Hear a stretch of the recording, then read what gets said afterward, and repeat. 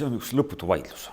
See on üks lõputu vaidlus selles mõttes, et see vaidlus on alati väga päevakajaline ka siis, kui Riigikohtusse valitakse uusi liikmeid. Ja mitte ainult Riigikohtusse, vaid ka ringkonnakohtusse. Ütleme, teisesse ja kolmandasse kohtuastmetesse uute kohtunike valimisel on alati diskussioon selle üle, keda peaks helistama. Kas peaks helistama praktikut, kes on juba aastaid töötanud õiguskaitsesüsteemis, esimeses astmes prokuratuuris, advokaadina, kes ühesõnaga teab, kuidas süsteem toimib sellisel igapäevasel praktilisel tasemel, või tuleks helistada kedagi akadeemiliste teadmistega isikut, kes on teoreetiliselt väga tugev, aga kes ei ole kunagi, ütleme, igapäeva praktikaga kokku puutunud.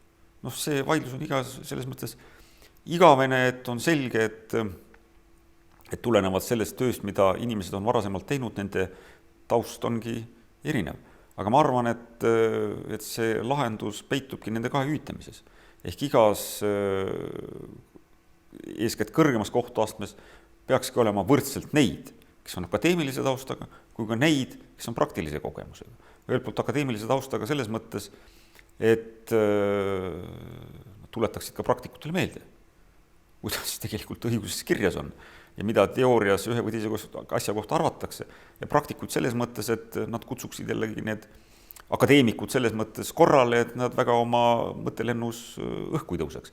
Jääksid ikkagi kahe jalaga maa peale ja saaksid aru, et võib-olla kõik see, mida teoorias postuleeritakse, ei ole alati praktikasse rakendatav. Nende kahe sümbioos minu meelest annabki selle väga hea tulemuse, tasakaalustatud kohtuastme, kus need mõlemad positsioonid on võrdselt esindatud. Aga lõppastmes ma arvan, et eks see vaidlus on mingis mõttes ka võib-olla ka liialdatud. Selles mõttes, et ma usun täiesti, et peab paika see ütelus juuras eriti, et ei ole parimat praktikat kui hea teooria. Selles mõttes, et õigus tahtmat on ikkagi ju abstraktne, teoreetiline diskursus. Ja see teooria tundmine, ilma selleta ei ole õigusteadmist. Et